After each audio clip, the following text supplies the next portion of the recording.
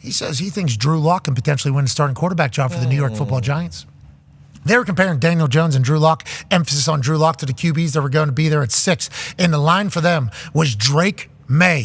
So whenever they're talking about taking another quarterback, they're like, wait a second, we got Daniel Jones, obviously, and his eyes are bigger than they've ever been. Yeah. He's seeing more of the earth than he's ever seen before. Maybe it'll help him on the field with those big old eyes. That's a nice fish. Yep.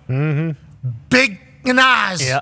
But that's a nice fish. Daniel Jones had some fish eyes at a press conference that all of us judged him. Then you start looking at his output the last couple of years with how much money he's making. You're thinking to yourself, wait, is he potentially going to be a guy on his way out of New York? They got to be taking quarterback. Then Shefty came on here and said, they're looking for Joe Alt. Maybe the reason why they weren't so high on a quarterback is because Drew Lock came in there and said, call that bitch my bodyguard? Yeah, that's my bodyguard. Talk about some moxie. Guy made some plays for Seattle, has handled the trade from Denver to Seattle, being a backup, having to kind of go about redefining who he is as a person in the NFL. Now he's at the New York Football Giants. Why not Drew Lock? And Daniel Jeremiah is saying there's a chance that's reality.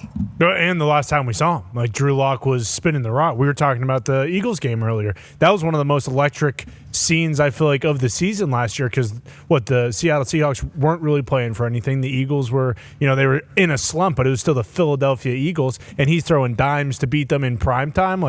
Daniel Jones, I don't know if he's been looking over his shoulder with Drewy Lock in the building, but now he might have to. Yeah, for shoot, brother. Hey, why not? And, he was out there with Geno. He could have learned so much from Geno from his story. Remember, had a great start with the Jets, was supposed to start with the Jets. Altercation happens. Then all of a sudden there's a couple character assassination stories that come out about him. He goes to San Diego, backs up Phil Rivers, goes to Seattle. Then he gets a job and he takes it. Yeah, gets a deal. It's like, why not Drew Lock? Same thing. Denver's supposed to be guy. Then he gets traded out of there, back up, learn some stuff. As at another home, it's like, why not Drew Lock go and do it? Hey, Drew, good luck out there against Daniel Jones. Yeah, and this might be the move. Tampa's going with Baker, and if you were to say that 2 years ago, you'd be a lunatic to say that Baker Mayfield was going to be the next quarterback for the next 10 or 5 years with Tampa Bay. Maybe this is kind of becoming the new thing in the NFL, especially because people are so quick to move on from quarterbacks. I'm not going to say it, but look out for Mac Jones, perhaps, if he gets a shot somewhere, because he could have a nice little redemption story. Well, he's down there in Jacksonville. Trevor Lawrence, obviously super high hopes for Trevor Lawrence and the Jags, especially because Doug Peterson's the head coach. He's been there, done that, and radiates cool. Yeah. Just radiates.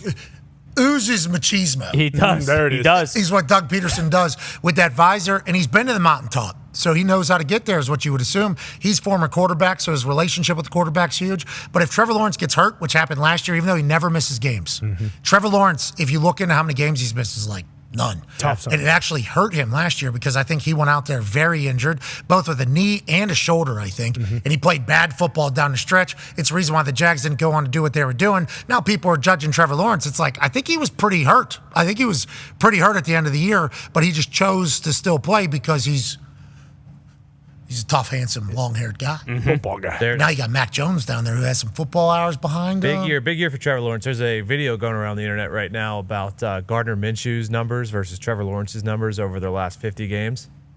Gardner Minshew way better. Well, Gardner Minshew, whenever he was at Jacksonville, was selling headbands and jorts. He was mania. He was. There's another guy, Gardner Minshew. Yes. Starts in Jacksonville, takes over the world. There's a full turnover. He gets sent out to Philadelphia, learns his stuff, does his stuff, gets ingratiated with the place. Actually asks if he could be a starter over Jalen, gets shut down quickly, handles it like a professional. No big deal. I'll be a great backup. Shane Steichen then from Philly comes over here to Indianapolis. They sign Gardner Minshew. Gardner Minshew goes to the Pro Bowl. Yeah. With the Indianapolis Colts as their starter for basically 12 games of last year. Michael Pittman Jr. gets a new deal out of the entire thing. Our belief in Shane Steichen is real. And now he's a starting quarterback for the Las Vegas Raiders.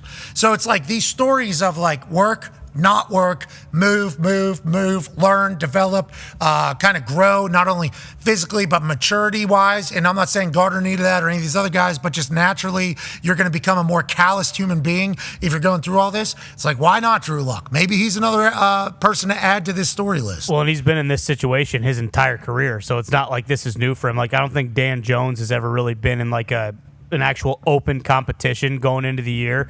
Like he just kind of, and especially for Dable and It's not an open competition. He's getting paid $40 million. Well, right, but you understand what I mean. If Daniel Jeremiah is saying, "Hey, there's a chance this guy could start," like that was never even up until this point in his career, that's never been talked about. It's Dan Jones is the starter no matter what. How many times will we see Dayball throw his headsets because something Daniel Jones does? That's what I mean. 5 or 6. Like those guys know, hey, like if we don't win, we're gonna get fired. So like, why are we just gonna put all of our chips in Dan Jones's basket? Might as well give Drew Lock a shot and see if he can do something.